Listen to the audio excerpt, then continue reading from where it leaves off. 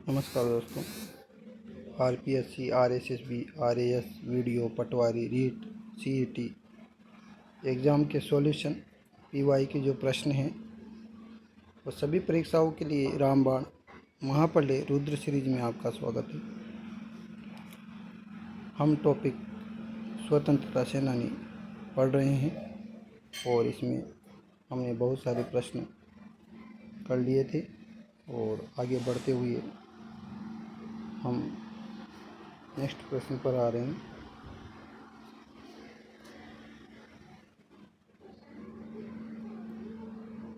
वीर भारत सभा आपने पढ़ ली थी।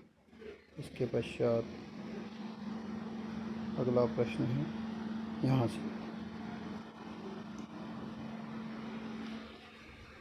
स्वतंत्रता सेनानी।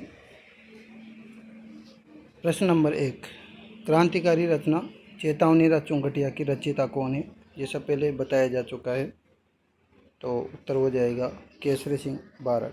देखो, केसरी सिंह बारट, चेतावनीराम चुंगटिया। केसरी सिंह बारट के कितने शॉर्ट हैं? 13 शॉर्ट हैं, जो डिंगल भाषा में है। कौन सी भाषा में है? डिंगल भाषा में है। मेवाड़ महाराणा फतेह सिंह, मेवाड़ महाराणा फतेह सिंह को भेजे गए 13 शॉर्ट थे। मेवाड़ महाराणा फतेह सिंह को भेजे गए थे तो चेतावनीराम चुंगटिया। केसरी सिंह बारट के द्वारा लिखे गए 13 शॉर्ट हैं, जो कौन सी भाषा में है? डिंगल भाषा में है। और मेवाड़ के महाराणा फतेह सिंह किसको भेजे गए थे? मेवाड़ के महाराणा फतेह सिंह को भेजे गए थे, जिन्हें पढ़ कर के महाराणा का स्वाभिमान जागृत हो गया था और वे लॉर्ड कर्जन के द्वारा एडवर्ड सप्तम के सम्मान में, किसके सम्मान में? दिल्ली दरबार में बुलाया गया था एडवर्ड सप्तम। तो एडवर्ड सप्तम के सम्मान में जो है लॉर्ड कर्जन के द्वारा जो आयोजित किया गया था 1903 में दिल्ली का दरबार, तो उसमें सम्मिलित नहीं हुए थे। एडवर्ड सप्तम के सम्मान में लॉर्ड कर्जन के द्वारा जो 1903 में दिल्ली दरबार आयोजित किया गया था, उसमें फतेह सिंह सम्मिलित नहीं हुए थे, क्योंकि चेतावनीराम चुंगटिया रचना के माध्यम से केसरी सिंह बारट ने 13 शॉर्ट लिखे और सुनाए, जो डिंगल भाषा में थे। ठीक है, नेक्स्ट प्रश्न है, केसरी सिंह बारट ने चेतावनीराम चुंगटिया किसको संबोधित करके लिखा? तो उत्तर हो जाएगा महाराणा फतेह सिंह को। अगला प्रश्न है, व्याख्या देखिए। चेतावनीराम चुंगटिया केसरी सिंह बारट ने मेवाड़ के महाराणा फतेह सिंह को संबोधित करके लिखे थे। इन शॉर्टों के माध्यम से महाराणा को अंग्रेजों की अधीनता स्वीकार न करने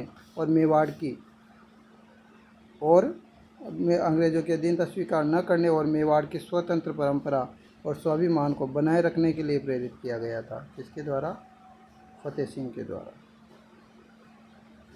1903 और 1911 में आयोजित दिल्ली दरबार में राजस्थान के किस शासक ने भाग नहीं लिया था? तो एक तो 1903 का था और एक 1911 का था। एक तो 1903 और एक 1911। तो उत्तर हो जाएगा उदयपुर के महाराणा फतेह सिंह। तो 1903 के दिल्ली दरबार में लॉर्ड कर्जन के द्वारा आयोजित समारोह में एडवर्ड सप्तम के सम्मान में महाराणा फतेह सिंह ने भाग नहीं लिया। केसरी सिंह बारट द्वारा लिखे गए चेतावनीराम चुंगटिया ने महाराणा के स्वाभिमान को जागृत किया और उन्होंने अंग्रेजी सत्ता के सामने झुकने से इनकार कर दिया। दिल्ली दरबार में वो सम्मिलित नहीं हुए। अगला प्रश्न है, क्रांतिकारी जिसे महंत प्यारेलाल कांड में सजा मिली थी, वो क्रांतिकारी कौन थे? कौन से कांड में? महंत प्यारेलाल कांड में सजा मिली थी, वो क्रांतिकारी कौन था? RS 5/8/2018 में पूछा गया प्रश्न है। पहला ऑप्शन है जोरावर सिंह, श्यामजी कृष्ण वर्मा, केसरी सिंह बारट या विजय सिंह पथिक। तो उत्तर हो जाएगा केसरी सिंह बारट। तो महंत प्यारेलाल हत्याकांड में कौन से मिले थे? केसरी सिंह बारट। विस्तृत व्याख्या देखें तो जोधपुर के धनवान साधु प्यारेलाल को योजना अनुसार कांटा लगाया गया। 25 जून 1912 बात कब की है? 25 जून 1912 को हीरालाल जालोरी ने साधु की क्या कर दी, मास्टर साधु प्यारीलाल की हत्या कर दी। किसने की? हीरालाल जालोरी ने। और कब की थी? 25 जून 1912 को हीरालाल जालोरी ने साधु की हत्या कर दी, लेकिन धन नहीं मिला। परिणामतः केसरी सिंह बारट, हीरालाल जालोरी, रामकरण, ये जो ग्रुप है वो पूछा जा सकता है। तो परिणामतः केसरी सिंह बारट, हीरालाल जालोरी ने तो हत्या की थी, रामकरण शामिल था। सोमदत्त लहरी को भी साधु की हत्या के आरोप में गिरफ्तार कर लिया गया था। तो हीरालाल जालोरी ने तो हत्या की थी, केसरी सिंह बारट, रामकरण और सोमदत्त लहरी को साधु की हत्या के आरोप में गिरफ्तार कर लिया गया था। और मुकदमे के दौरान लक्ष्मी नारायण कायस्थ मुखबिर बन गया था। मुकदमा जब हुआ था तो लक्ष्मी नारायण कायस्थ जो था वो क्या बन गया था? मुखबिर बन गया था। तो केसरी सिंह बारट, सोमदत्त लहरी और रामकरण को 20-20 वर्षों के लिए महंत प्यारीलाल हत्याकांड में 20-20 साल तक केसरी सिंह बारट, सोमदत्त लहरी और रामकरण को जो है 20-20 साल तक तथा हीरालाल जालोरी को 7 वर्ष का कठोर कारावास का दंड दिया गया। और मुखबिर कौन बने थे? लक्ष्मी नारायण कायस्थ जो है मुखबिर बन गए थे। नेक्स्ट प्रश्न है,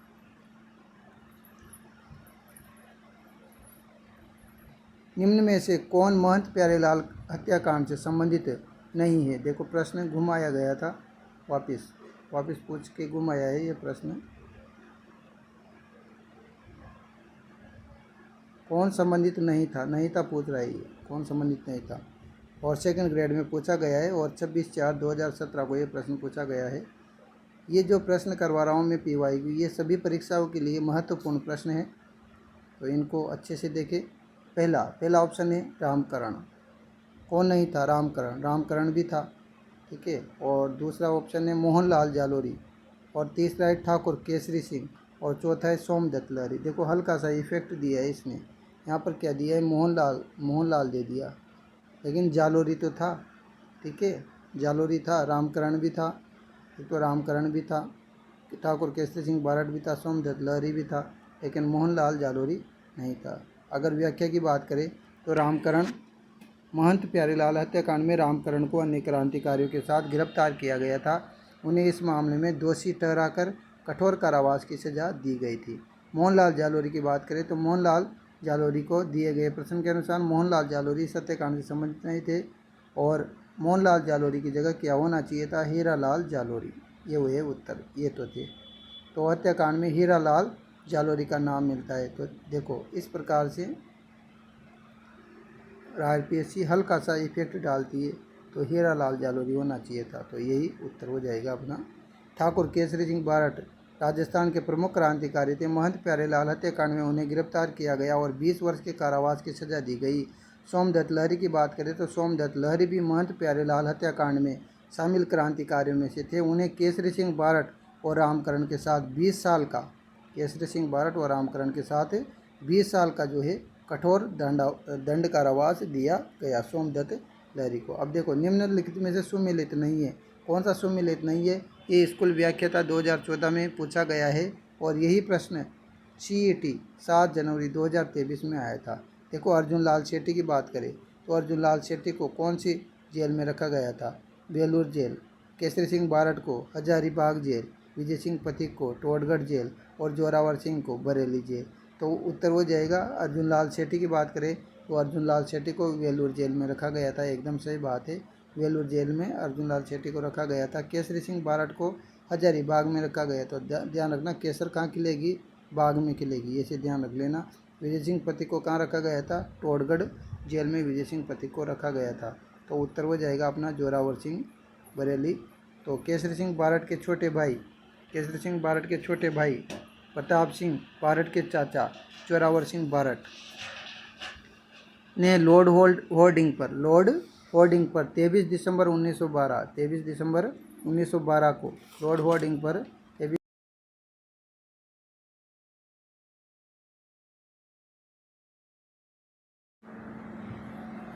केसरी सिंह बारट के छोटे भाई और प्रताप सिंह बारट के चाचा जोरावर सिंह बारट ने कहाँ पर? लॉर्ड होर्डिंग पर 23 दिसंबर 1912 को। डेट याद रखें, 23 दिसंबर 1912। तो लॉर्ड होर्डिंग पर 23 दिसंबर 1912 को दिल्ली के चांदनी चौक पर चांदनी चौक पर, दिल्ली के चांदनी चौक पर जुलूस के समय, दिल्ली के चांदनी चौक पर जुलूस के समय बम फेंका था। कहाँ पर? लॉर्ड होर्डिंग पर, जिसके कारण वायसराय के कंधे पर जो है घाव हो गया था, वायसराय के कंधे पर घाव हो गया था और उसका जो महावत है, हाँकने वाला, हाथी को हाँकने वाला जो महावत है वो मारा गया था। और जोरावर सिंह बारठ अपने जीवन काल में पकड़े नहीं जा सके, पूरे जीवन ही अंडरग्राउंड होकर, इन भूमिगत होकर, किसके रूप में? अमरदास बैरागी के रूप में जो है छिपते रहे, घूमते रहे, अमरदास बैरागी के रूप में। तो ध्यान रखना, मतलब जो जोरावर सिंह बारठ है वो, उनका दूसरा नाम क्या था? अमरदास बैरागी, ये ध्यान रखना है। अमरदास बैरागी के रूप में वह घूमते रहे। और वायसराय के क्या हो गया था? वायसराय के जो है कंधे पर घाव हो गया था, महावत मारा गया था। 23 दिसंबर 1912 की बात है। अगला प्रश्न है, चिड़ावा का गांधी किसे कहा जाता है? असिस्टेंट फायर ऑफिसर 29/1/2022 में पटवारी, प्रारंभिक 2016 में पूछा गया। सरदार हरलाल सिंह चिड़ावा का गांधी, सेठ घनश्याम दास बिरला, मास्टर प्यारेलाल गुप्ता। उत्तर हो जाएगा मास्टर प्यारेलाल गुप्ता को चिड़ावा का गांधी कहा जाता है। देखो क्यों, विस्तृत व्याख्या देखो। सीकर की, चिड़ावा का गांधी, चिड़ावा यानी सीकर, सीकर की शेखावाटी, सीकर की शेखावाटी क्षेत्र के अन्य जागीरदार भी किसानों पर अत्याचार करने में पीछे नहीं थे। 1922 में बात करें तो 1922 ईस्वी में, सन 1922 ईस्वी में मास्टर प्यारेलाल गुप्ता ने चिड़ावा में अमर सेवा समिति की स्थापना की। ये इम्पोर्टेंट सेवा समिति है, अमर सेवा समिति। तो चिड़ावा का गांधी जो है मास्टर प्यारेलाल गुप्ता को कहा जाता है। और क्योंकि मास्टर प्यारेलाल गुप्ता ने जो है अमर सेवा समिति की स्थापना की थी। मास्टर प्यारेलाल गुप्ता उत्तर प्रदेश के अलीगढ़ ज़िले के रहने वाले थे। कहाँ के रहने वाले थे? उत्तर प्रदेश के अलीगढ़ जो ज़िला है वहाँ के रहने वाले थे प्यारेलाल गुप्ता। और चिड़ावा का गांधी किस नाम से पुकारा जाता है? इनको चिड़ावा का गांधी कहा जाता है प्यारेलाल गुप्ता को, जिन्होंने अमर सेवा समिति की स्थापना की थी। प्यार से किसकी स्थापना कर दी? अमर सेवा समिति की, इसे ध्यान रख लेना। आगे प्रश्न है अगला, स्वतंत्रता सेनानियों में गांधी उपनाम देखो। बागड़ का गांधी, स्वतंत्रता सेनानियों की बात करें तो गांधी के उपनाम में एक दृष्टि में देखिए, बागड़ का गांधी किसे कहा जाता है? वागड़ के गांधी भोगीलाल पांड्या को कहा जाता है। राजस्थान का गांधी किसे कहा जाता है? राजस्थान का गांधी गोकुल भाई भट्ट को कहा जाता है। गांधी जी की मानस पुत्री किसे कहा जाता है? गांधी जी की मानस पुत्री श्रीमती सत्यभामा, यानी कि जिसका दूसरा नाम क्या मिलता है? दुर्गी। ठीक है, वागड़ का गांधी भोगीलाल पांड्या, राजस्थान का गांधी गोकुल भाई भट्ट। और गांधी जी की मानस पुत्री की बात करें तो गांधी जी की मानस पुत्री श्रीमती सत्यभामा, यानी जिसका नाम दुर्गी भी मिलता है। गांधी जी का 5वां पुत्र जमनालाल बजाज, ठीक है, और मानस पुत्री श्रीमती सत्यभामा यानी दुर्गी। चिड़ावा का गांधी मास्टर प्यारेलाल गुप्ता, जिन्होंने अमर सेवा समिति की स्थापना की। महात्मा गांधी के पुत्र के उपनाम से कौन प्रसिद्ध है? ये BSTC 2008 में पूछा गया था। तो उत्तर हो जाएगा जमनालाल बजाज। भोगीलाल पांड्या की यदि बात करें तो भोगीलाल पांड्या राजस्थान के प्रसिद्ध स्वतंत्रता सेनानी और समाज सेवी रहे हैं। भोगीलाल पांड्या, इन्हें वागड़ का गांधी भी कहा जाता है। उन्होंने आदिवासी और ग्रामीण क्षेत्रों में सामाजिक और राजनीतिक जागरण का कार्य किया, आदिवासी और ग्रामीण क्षेत्रों में। आगे बढ़ते हैं अगला, जमनालाल बजाज। जमनालाल बजाज महात्मा गांधी के बहुत ही निकट और सहयोगी थे, प्रमुख स्वतंत्रता सेनानी थे। गांधी जी उन्हें अपने 5वें पुत्र के रूप में, कौन से पुत्र के रूप में? अपने 5वें पुत्र के रूप में मानते थे। उन्होंने राष्ट्रीय आंदोलन और सामाजिक सुधार के कार्य में महत्वपूर्ण योगदान दिया, अतः जमनालाल बजाज सही उत्तर होगा। आगे बढ़ते हैं गोविंदगिरी। गोविंदगिरी की बात करें तो गोविंदगिरी राजस्थान के आदिवासी क्षेत्र में, गोविंदगिरी राजस्थान के आदिवासी क्षेत्र में, कौन से क्षेत्र में? राजस्थान के आदिवासी क्षेत्र में सामाजिक और धार्मिक, एक तो सामाजिक और एक धार्मिक जागरण के प्रमुख नेता थे। उन्होंने भीलों में सुधार करने के लिए, भीलों में सुधार और संगठन का कार्य किया। और मानगढ़ आंदोलन में, कौन सा आंदोलन? मानगढ़ आंदोलन, ये इंपॉर्टेंट लाइन है यहाँ पे। तो मानगढ़ आंदोलन में गोविंदगिरी का विशेष संबंध है मानगढ़ आंदोलन से। तो भीलों में सुधार और संगठन का कार्य किसने किया? गोविंदगिरी ने। आगे बढ़ेंगे, हरिभाऊ उपाध्याय। देखो अच्छा कैरेक्टर है हरिभाऊ उपाध्याय। देखें हरिभाऊ उपाध्याय राजस्थान के प्रमुख स्वतंत्रता सेनानी थे, प्रमुख स्वतंत्रता सेनानी और समाज सेवी थे। उन्होंने राष्ट्रीय आंदोलन में, कौन से आंदोलन में? राष्ट्रीय आंदोलन में सक्रिय भूमिका निभाई और शिक्षा तथा सामाजिक सुधार के क्षेत्र में भी योगदान दिया। लेकिन गांधी जी का 5वां पुत्र तो जमनालाल बजाज को कहा जाता है। अगला देखो, अगला प्रश्न है, कौन एक भरतपुर राज्य के स्वतंत्र आंदोलन के नेता थे? यह CET 8/1/2023 में पूछा गया प्रश्न है और RPC सेकंड ग्रेड में भी यही प्रश्न 2010 में पूछा गया था। तो कौन एक भरतपुर राज्य के स्वतंत्र आंदोलन के नेता थे? पहला ऑप्शन है शोभाराम, दूसरा है मंगल सिंह, तीसरा है किशन लाल जोशी और चौथा है टीकाराम पालीवाल। तो बात करें किशन लाल जोशी की, तो किशन लाल जोशी अपना आंसर हो जाएगा। तो भरतपुर राज्य के स्वतंत्र आंदोलन के नेता कौन थे? किशन लाल जोशी। भरतपुर में श्री किशन लाल जोशी के प्रयासों से जन जागृति का आंदोलन चला था। कहाँ पर? भरतपुर में। ध्यान रखें, भरतपुर में किसका संबंध है? किशन लाल जोशी का। तो किशन लाल जोशी के प्रयासों से भरतपुर में जो है जन जागृति का आंदोलन चला था और इन्हीं के प्रयासों से दिसंबर 1938 में भरतपुर प्रजामंडल की स्थापना कब हुई? सन 1938 में। तो दिसंबर 1938 में भरतपुर प्रजामंडल की क्या की गई? स्थापना की गई। अगला प्रश्न है, तो 1938 में भरतपुर प्रजामंडल की क्या हो गई? स्थापना होगी। 1930 के दशक में भरतपुर में राजनीतिक जागृति का श्रेय किसको दिया जाता है?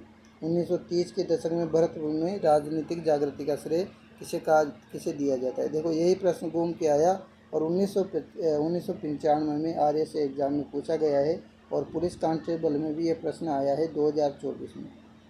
2024 में ये वाला प्रश्न आया है, तो प्रश्न रिपीट हुए हैं। और जैसा कि आने वाले जो एग्ज़ाम है उनमें प्रश्नों का जो स्तर है वो अब 3 प्रकार से होगा।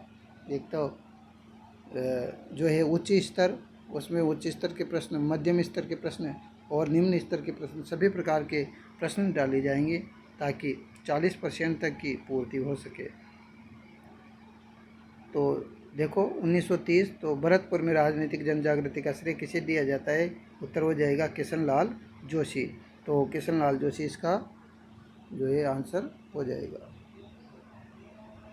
आगे देखें तो विकल्प देख सकते हैं। श्री किशन लाल जोशी भरतपुर में 1930 के दशक में राजनीतिक चेतना और जन जागृति के प्रसार में किशन लाल जोशी का भरतपुर में महत्वपूर्ण योगदान था। इनके प्रयासों से जन जागृति आंदोलन को गति मिली तथा 1938 में, कौन से सन में? सन 1938 में। तो आगे आएगा अभी भरतपुर प्रजामंडल की स्थापना कब हुई? तो उत्तर देना है अपन को 1938 में। 1938 में भरतपुर प्रजामंडल की स्थापना हुई, तो उत्तर हो जाएगा भरतपुर प्रजामंडल। ठाकुर देशराज की बात करें तो ठाकुर देशराज राजस्थान के प्रमुख किसान और जन आंदोलन से जुड़े हुए नेता थे। ठाकुर देशराज, उन्होंने किसानों और आम जनता में राजनीतिक चेतना का फैलाने का कार्य किया। लेकिन भरतपुर में सन 1930 के दशक की राजनीतिक जागृति का श्रेय तो मुख्य रूप से किसे दिया जाता है? किशन लाल जोशी को। तो ठाकुर देशराज भी राजस्थान के प्रमुख किसान और जन आंदोलन से जुड़े हुए नेता थे। पंडित रेवती शरण शर्मा, देखो रेवती शरण शर्मा अच्छा कैरेक्टर है। पंडित रेवती शरण शर्मा ये राजस्थान के सामाजिक और राजनीतिक जागरण से जुड़े हुए व्यक्ति थे। सामाजिक और राजनीतिक जागरण से जुड़े व्यक्ति थे। तो भरतपुर की राजनीतिक जागृति का श्रेय तो केवल किशन लाल जोशी को दिया जाता है। अगर बात करें युगल किशोर चतुर्वेदी, तो युगल किशोर चतुर्वेदी भरतपुर क्षेत्र के स्वतंत्रता आंदोलन और राजनीतिक गतिविधियों से जुड़े रहे। देखो, बिल्कुल करीबी प्रश्न पूछा जाता है।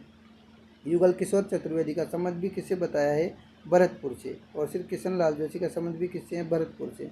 तो ये भी जुड़े हुए थे स्वतंत्रता आंदोलन और राजनीतिक गतिविधियों से। लेकिन 1930 का दशक पूछ रहा है, ये कब का पूछ रहा है? 1930 के दशक में भरतपुर में राजनीतिक जागृति का श्रेय तो किसको दिया जाता है? किशन लाल जोशी को दिया जाता है। अगला प्रश्न है, राजस्थान के राजनीतिक जागरण में अग्रणी रहे त्यागभूमि नामक समाचार पत्र के संपादक कौन है? देखो कितना इम्पोर्टेंट प्रश्न है ये। राजस्थान के राजनीतिक जागरण में अग्रणी रहे कौन सा समाचार पत्र?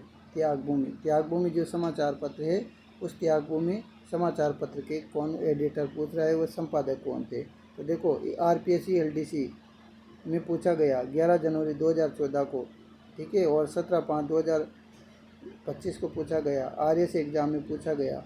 योग चिकित्सा प्राकृतिक चिकित्सा अधिकारी पेपर में पूछा गया। तो इस प्रकार से यह प्रश्न